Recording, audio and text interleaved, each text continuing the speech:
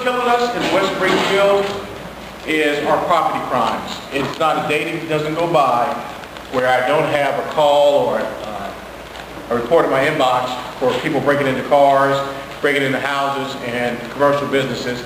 We got slammed in the last 2 weeks with some recent burglaries. I'm going to have Lieutenant Christian Quinn come up in a little bit and talk a little bit about the good things his shop is doing, some of the challenges we faced, and some of the good cooperation between you and the police department that allows us to catch the bad guys. Unfortunately, burglary is up 9%. Now, what does that really mean? That means about 2 or 3 more burglaries than we had last year. And that's what these numbers really mean. And you have groups of folks that are going out committing multiple burglaries in a neighborhood. Who lives down in Route 123? Anybody here? Has anybody experienced any break-ins in their home or neighbors or anybody? 123, we call that the Golden Mile, at least I do in my head, because that's where all the folks are coming from Prince William, the District of Columbia, and Maryland, and for whatever reason, they're drawn to that area.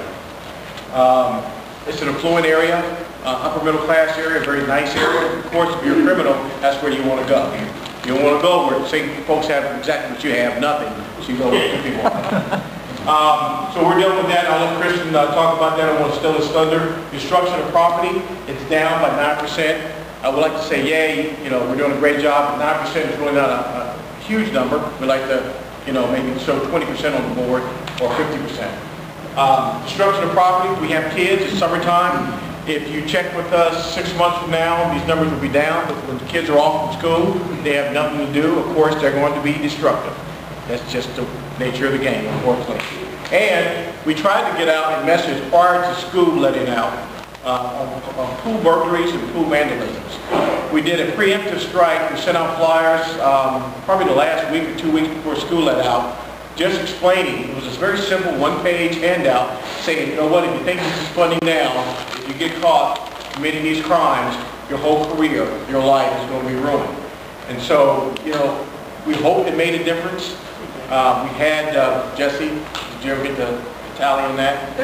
They're down. So we would like to call that a win because our vandalisms at our pools are down. We'd like to think it's because of our flyers. And we'll just keep it like that. It's because of our flyers. Large deep depth offenses. These are, your shoplifting offenses, stealing yard ornaments out of your front yard. They're down by 1%. Motor vehicle theft. I'm actually surprised to see this number. I looked at this number over and over again. I'm thinking, is that right? Because we got crushed starting in January to March of vehicle thefts down in the Logan area. And what people were doing, I came to you with this. Folks were letting their cars warm up. We had a band of people from PG County coming over, and they were just jumping in your cars and taking off. You were doing them a favor. You get them warm for them. One thing you didn't do was serve them coffee. So we went out, we went door to door. We sent out emails, we sent out flyers. We're like, hey people, please do not warm your cars up. And if you do lock them, take the key with you, have a spare key. We found that these folks are not breaking the windows to get in the cars. They're just simply opening the doors.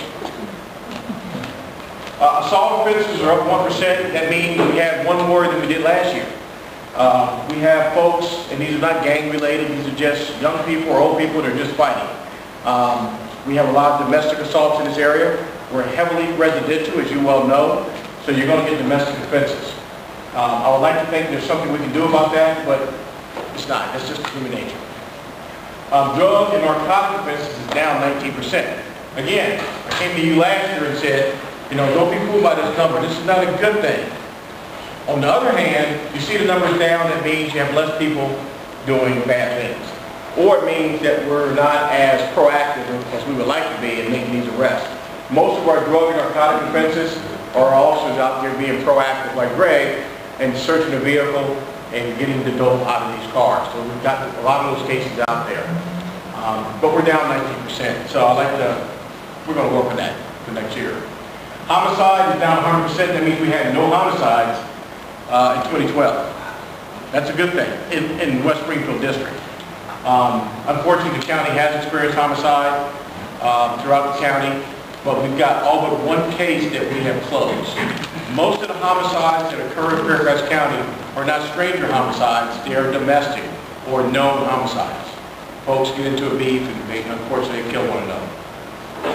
Robbery is down 46%. This is a great number for us. That means you can go to the store, you can go shopping, you have a reduction of fear of crime because we're down 46%. The reason we're down 46%, multiple reasons. Aggressive enforcement, visibility of police officers, and most importantly, you calling us when you have suspicious activity or people around you. And believe me, we get calls all the time. We like to get more calls, but we appreciate the calls we get. Chris is going to talk about some of the stuff that his shop is doing when it comes to investigating property crimes, in particular burglaries. We've got 1 or 2 cases, and we won't get into any details. I don't want to compromise the investigation, but we had citizens actually videotape. They've got cameras up at their house and videotape the bad guys doing the stuff they're doing. And there's a great case that came out of that. Sex offenses up 35%, and what that is the few cases we've had that made the media. It was the Woodson case, it was a couple other cases over in area 720. So, you know, that is something, visibility helps that a lot. You calling in, you got suspicious people hanging around, knocks those numbers down. And overall crime rate in West Springfield is down 6%. Now, we didn't reach our goal of 10% like I promised you. So we still got some numbers we got to knock down. But we're getting there. 6%, I'm okay with that. I'd be a lot happier with 10%. You know, we're working on it. Talking about homicides in Fairfax County, a lot of this stuff you probably saw in the news. The only one open case is the Alexandria shooting unknown, motive unknown. It's no secret to anyone in here who watches NCIS or CSI. If someone, a stranger, you know, commits a crime, commits murder, and there's no connection to the victim, that makes our job a lot more challenging. And that's what that one case was. The rest of the stuff is acquaintance, and domestic related, unfortunately. Now, the other big thing in West Springfield is traffic. How many folks are here just plumb happy about the traffic situation in West Springfield? Anybody? Yeah. This is my nightmare, or my daymare when I get into work every day. I get calls from everybody, board supervisors. Where's Ann at? And yes, Ann is my frequent call on different issues. But I will tell you that West Springfield came out #1 in several of the traffic initiatives, and I was most proud of that. We had an enforcement way called E, help eliminate aggressive driving. We're talking about speeding, illegal lane changing, texting while driving, distracted driving. Look at those numbers. We are 989 compared to everybody else. This other is a bunch of motor cops and some other folks who get paid to do only traffic control. This right here is West Springfield cops, along with every other call they have to handle. They make time out of their day to change behavior of improper drivers. So I think that's incredible. And actually, it was kind of a competition going on between commanders, and I was happy to say I was winning most of the time. We get over here to wave 3, we slowed up a little bit, the guy needed a break, and well, actually, we still kick up there too. So I got some bragging rights in the morning to do. Respect red is nothing more dangerous than red light runners. We get calls on that a lot. You've seen them. It's scary. I ride a motorcycle. They're about to bike. That is the one thing that will just ruin your day. So we're out here, you know, being real aggressive, sitting on intersections. But here's the good thing: they see us sitting on intersections, so they won't run the red light. But they never know where we're going to be. So that changes existing behaviors, which is great for us. So again, we came out 42 out of everyone else. I don't know what the heck Sully was doing. If anybody hears from Sully, you might want to move. Click for a ticket. This is the seatbelt enforcement campaign. I can't stop you if you are a driver not wearing a seatbelt. But if you're weaving, running a red light, speeding, and I stop you, then I can get into the secondary charge of writing your seatbelt. And that is either a warning or a ticket. Folks, I got to tell you, and I'll tell citizens out there, we don't get a toast rate at the end of the month because we wrote 587 tickets. We need to make contact with you to educate you. That's all we're trying to do.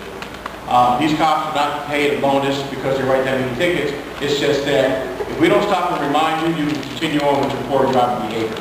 And that's what we're doing. We're actually partnering with Mr. Cook's office to increase our traffic enforcement and our education piece. More than what the officers are doing, the board of supervisors are supporting us on that, and you're going to see a lot more activity out there in the next couple of months.